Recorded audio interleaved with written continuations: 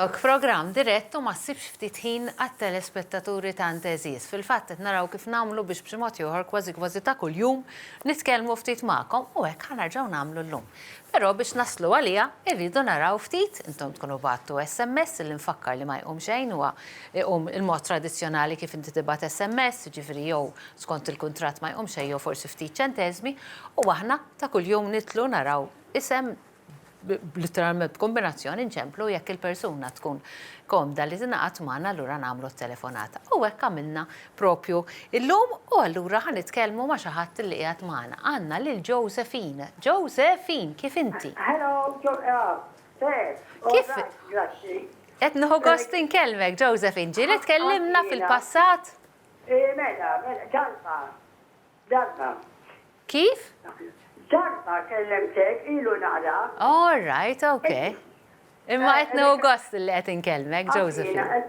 Sef eleganti dejjem. Thank you. Illum ma konna avventuruża bil-kuluri, jiena la darba nkun bil-kuluri nkun għal-qalbi. Joġobni dak il-kulur. Thank you. Għaw xaħat għalli blue and green. Vera, ċali. Should never be seen. Natlu l ħaġa purple and green. U anyway, jekk inti tħossok ibbażjat għal-kuluri kollha saru jmorru llum. Xaħġa sabiħa tal-moda tal-lum. Josephine.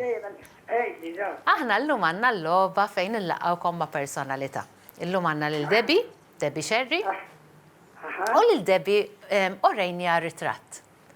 Ir-ritratt li orejnijak, ir-ritratt ta' sptar. U aħna l-mistoqsija tkun, xi fakrek f'dan ir-ritratt? Fiex ifakrek? U l-mistoqsija li hija taħseb li fakkara f'xi ħaġa pożittiva jew xi ħaġa negattiva lil Debbie, ir-ritratt ta' sptar. Taħseb illi meta tara sptar ħadet speċi hawn min jiftakar fejna fjena li ġini xi ħadd. U hawn min forsi jiftakar f'xi okkażjoni speċjali, pereżempju ta' tfal. X'taħseb li qaltilna Debbie? Dik hija l-mistoqsija tagħna lik. Jew pożittiv jew negattiv. Okkażjoni speċjali. Inti qed tgħidli okkażjoni pożittiva. Aħe. Hekk qed tgħidli. Ħa nillaqgħek ma' Debbie u naraw x'qaltilna. Sptar, ifakkarni f'ħafna affarijiet, kien hemm ħafna drabi fejn dħalt l-isptar, però naħseb li sbaħ darba ovvjament meta kelli lil Nicole għaliex l-ewwel nett f'moħħok taħseb there's no turning back. Issa, this is the point of no return. Però mbagħad dak li ġara wara kien orrajt it-traġitt kien twil, kien xi 24 sija, imma mbagħad meta inti tara l-wilt fidejk, li sbaħ ħaġa. Kif bidlitek, Deb? Inti qatt ma qisek tista' tipprepara ruħek biex tkun omm, naħseb inti tista' tifhimni perfettament. Però l-affarijiet imbagħad kollox qisu jibda jaqa' postu.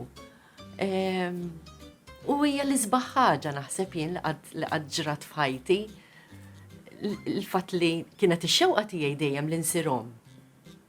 Però naħseb imbagħad meta tiġi mar-realtà u anki inti pass tibda titgħallem, tiskopri affarijiet ġodda, l-iżbalji li forsi tagħmel u tgħid ma kellix nagħmel hekk jien imma. Dal-aħħar kont qed nara film u waħda mill-main actors, waħda mill-attriċi kellha tarbija u wara kellha speċi ta' postnatal depression. U waħed mill-punti li ħarġu kienet illi il-fattu illi inti ma tirrealizza illi issa qatt ma tista' terġa' tkun l-istess li kont qabel, għax issa minn issa l-qoddim ma tista' qatt mhux bħal meta fejna xrajt karozza ma konċ għal-qalbek bija u raġaj biħajta. U ġelitni naħseb għattu koz vera, filmi xaħġa tantija biddillek ħajtek u għat ma tista terġa tkun minn kont qabel. Tbiddillek ħajtek f'kull aspett nara jien. Fizikament timbidel u ma terġax tiġi. Issir mara. Ekku. Ġili smajta dil-esmi, sirt mara.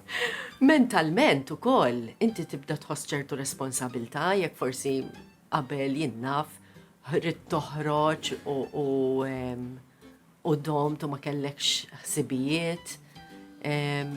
Inti meta għandek l-uliet imbagħad hemm ċertu responsabilità. X'se tagħmel anki inkwantu ta' karriera, trid tiddeċiedi x'tista' tagħmel, il-ħinijiet li inti trid tagħmel tqatta' ma' tfal, ma tistax tabbandunhom, ma tistax. Issir ma tibqax inti Mhux inti bħala l-ewwel. individwu. U mhux inti l-ewwel, inti qatt ma tibqa' l-ewwel imbagħad, dejjem Dejjem hemm xi ħadd ieħor dejjem li hemm xi huwa ħadd qablek. ieħor li għandu iktar importanza u inti tagħmel kollox.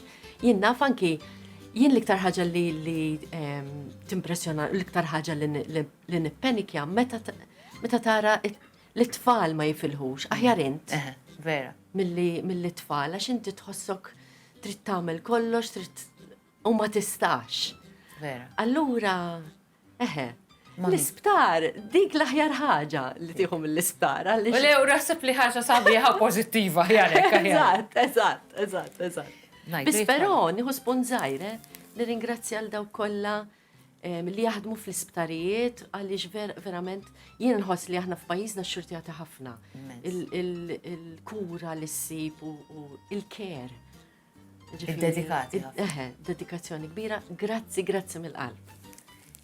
U ninaqat miegħek Debbie għaliex verament għandna ħafna nies li huma dedikati u jagħtu ħafna aktar milli forsi huwa mitlub minnhom. Simpatiċissima Debbie u rebħitek rigal. Għandi diversi ivarjaw minn valuri ta' 30 euro jibqgħu tilajn sa 140. Imminti tittażil li numru li ma taħseb illi huwa l-aħjar numru li sa tażel f'dal Allum bil-wieħed sa 11 Josephine.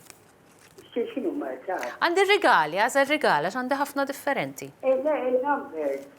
1 sa 11, mill-1 sa 11. Propja għax tlifna 12. Nażel il-3. Il-3. Mela, ħanamelek, ħanorik sadattant il-rigali li għaw, 11, 10, 9, 8, 7, 6, 5, tlifna għaret 1, id-lallu l-ewel wieħed kien. Waqqajtom kolla. Għandek 50 euro voucher minn għand Resin and Membrane Waterproofing Center. Hemm diversi rigali dak kien tiegħek. Issa, ovvjament, bħal dejjem għandek ukoll il-ktib, dejjem grazzi għal pubblikaturi Merlin, darġa nħeġġeġ u qatt ma nħeġġeġ biżejjed li għandna bżonn naqraw bil-Malti, jekk tajljax bil-Malti m'iniex komda l-menu aqra bl-Ingliż imma l-qari huwa tajjeb ħafna. Tajjeb. Mela.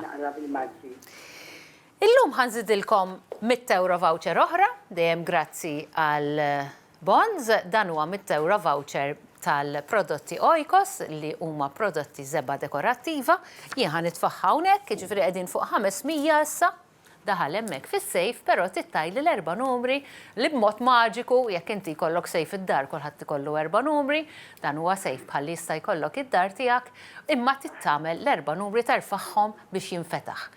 Skont inti Josephine li ma dawn l-4 numri. Il-1 stess. Il-1. Il-2. Il-2. 0. 3. Il-numri huma tajbin, brava Josephine, jidher li għamilt il-homework tiegħek, però mhumiex qegħdin fl-ordni illi jinfetaħ is-sejf bihom. Hemmhekk qegħdin però huma l-4 numri.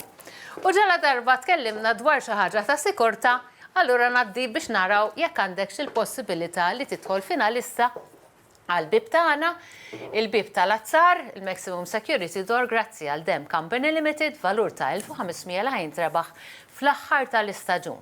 Però biex tidħol bħala finalista tittażel ittra illi permezz ta' ċavetta elettronika jinfetaħ dan il-bib A, B, C, D, jew E. A, B, C, A, B, C. D, jew E, A, B, C, D, E. Għajdli? D, D. Għal-Doris. Ta' Doris.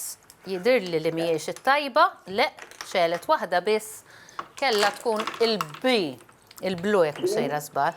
Diki. U emmek kiku kien jinfetaħ il-bib, edha naqra kontra jdejja l-lum kem ġej kazinek. Skużawni, għana melna ħal-uħra. Għal ġej kontra jdejja u mar nesfilix niftu, dak huwa il-bib illi propju kien jinfetaħ bl-ittra B. U bħalli qed taraw għalhekk ngħidilkom tal-azzar għax bħalli qed taraw huwa bib oħxon ħafna, solidu ħafna. Top is-sifer Josephine, l-aħħar parti tal-logħba tagħna.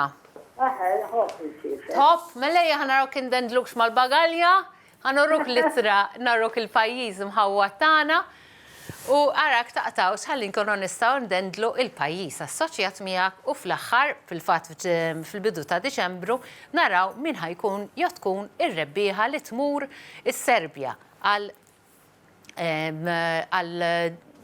vakanza verament sabiħa grazzi għal Britannia, 1400 euro. Mela, għandek litri, x'taħseb li huwa l-pajjiż? Għadi mux jitjider. Mux qed jidher x'ikun hemm naqra ta' delay, però ħajjidru ma naf ftit ieħor. Fil-fatt l-litri li għandek A, N, D, I u J. L-Indja. Indja, diki.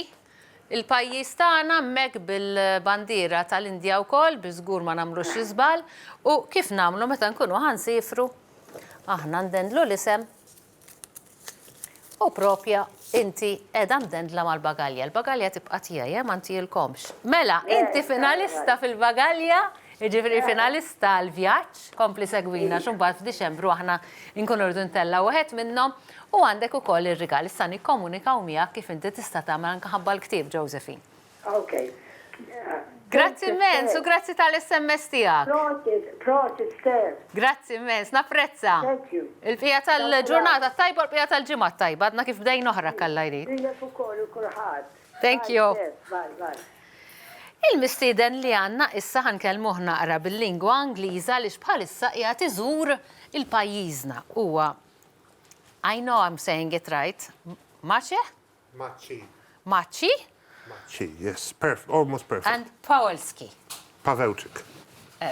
That was not always perfect. I cannot And you are pronounce from Poland. and hence the reason for me not being able to say your name. However, your English seems to be very good. Oh, thank you very much. Because everybody speaks English in Malta. In Yes. Poland, not everybody, so... No, yeah, definitely I not. But just I know learned it. something, dzień dobry. Of course. You see? That's also perfect. You see, It's even I- better than my name. You pronunciate it better than my name. That's good. Yeah. Dzień dobry means good morning. Good morning. But Good that's morning. all I know. Unfortunately, I don't know how in No, Maltese actually, is I dzień know dobry. another 4 or 5 words, but I cannot say them on TV. As we always do when we learn the language, when we start knowing someone, they always teach us these words, you know? Of course, yeah. I had yeah. a friend who's Polish, that's why. So, you are here for a very special occasion, because you have been working on this. I just saw the trailer, and I must tell you, I was really impressed. It Oh. made me really go into my own shell and think. And I think that's what you wanted to happen. How did you come up with this idea? You know, because we had friends from Korea since 2019. We were trying to come up with an idea what to do together, what subject to find for co-production. And if you want to find a subject for co-production between two countries, you have to find something, a common point. So this is what we came up with, Chopin. Because Chopin music, it's a classical piano composer, as everybody knows that. Exactly. It's very famous in Korea, so they're really keen on Chopin, Koreans, and they learn playing Chopin at schools. So that's the idea that I came up with, to make a film about Chopin. And this was this common point between Poland and Korea. But you Such didn't di- just such make a different film cultures. about Chopin. You made a film about the realities of life. Let me tell you what we do. Let's watch the trailer together, Alright. because then people can understand us better about why we're talking about this perspective. Għandek ħanaraw trailer qasir dwar l-idea kif qabdu l-mużika ta' Chopin f'dan il-każ kif qed jgħidilna l-missieden tagħna u kreaw kuxjenza. Ħanaraw.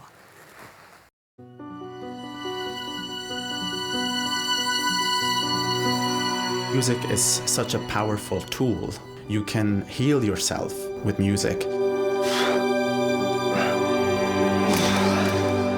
Music can transform things, and we need this transformation.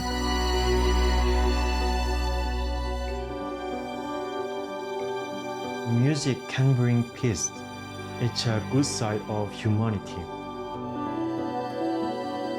I felt very special knowing that I can go to Lebanon, and the fact that over 1 million Syrian refugees reside here. كتير تذكرت أيام سوريا، أيام الحرب، أيام الضرب، هيك. I'm living 1 kilometer from the explosion. I'm privileged, I'm still alive. When you bring light to any dark place, like Auschwitz, things become visible. Mój ojciec był przywieziony na tę rampę i tutaj zginął. Prisoners here in Auschwitz, if they couldn't hum the song, they thought it in their head. And it was sort of the same thing with my ancestors in the fields.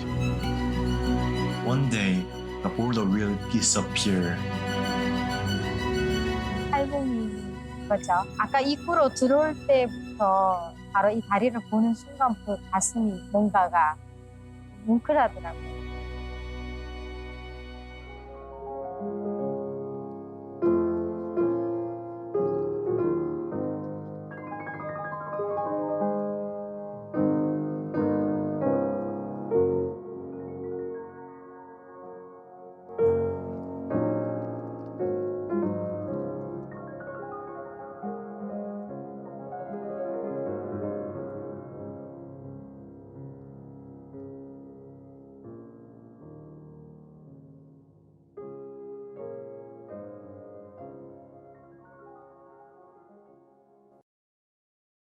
That was it. What is the feedback up to now? I believe it's just literally just being seen in Poland, right, first? Yes, it is in the cinemas, in theatrical distribution in Poland. And now we got support from the Polish National Foundation for distributing and screening it in 10 different countries of the world. So I chose Malta because Malta, amongst others, because there's Japan, there's but USA. Malta is the first one. Malta is the first one. Yeah? It starts this international journey of this Why film. Malta? I'm curious. You know, because I have something in common with Malta. I've been here like 7, 8 times. Okay. Actually, I bought a flat here in Budziba. Yeah. Okay. Yeah. And so we make you feel comfortable. Yeah, you do. It's a tiny country, but I feel very comfortable here. It's a unique and exceptional country. That's why I think I chose it for, like, I wouldn't call it second home, but I like to be here, you know. So that's why maybe this screening is happening here in Malta. Tell me more about the movies, because when I was watching the trailer, how long is it as a movie and all? Because the trailer is only a couple of minutes long. Yeah, the movie is 1 hour, exactly, 16 minutes. Yeah, and that's it. That's a documentary movie about 3 pianists playing in the darkest and the most sinister places in the world. So it's the first pianist, Leszek Możdżer, is playing by the death camp, Auschwitz death camp, where more than 1 million people were murdered by Nazi Germans. The second pianist, Marek Fares Basmadzi, is half Syrian, half Polish, and he's playing in Beirut for his Syrian countrymates. But he couldn't play in Syria because of the war there, so he went to Beirut to play for his countrymates, because there are around 1 million refugees in Beirut, in the whole Lebanon. And in Lebanon, there are 7 million people, so they took in 1 million people, being such a small country. Of course. And back then, when we were shooting this movie, we wouldn't have ever thought that something like that could happen to our country, because we've got war just across the border, and we've got like 3 million, 4 million refugees from Ukraine right now. So we are 38. There's 38 million Polish people, and we have around 3 or 4 million refugees from Ukraine. So it's, when it comes to proportions, it's similar to what... When you were in these countries yourself, obviously filming and preparing and organizing the whole things, because it's not something easy to obviously set up a piano and start, God knows how many permissions and stuff you had to get. How did it affect you personally when you were seeing the hardships of these people? Yeah, because in audience, the people listening to these concerts were people who had something in common and with these dark histories of what's happened in the past.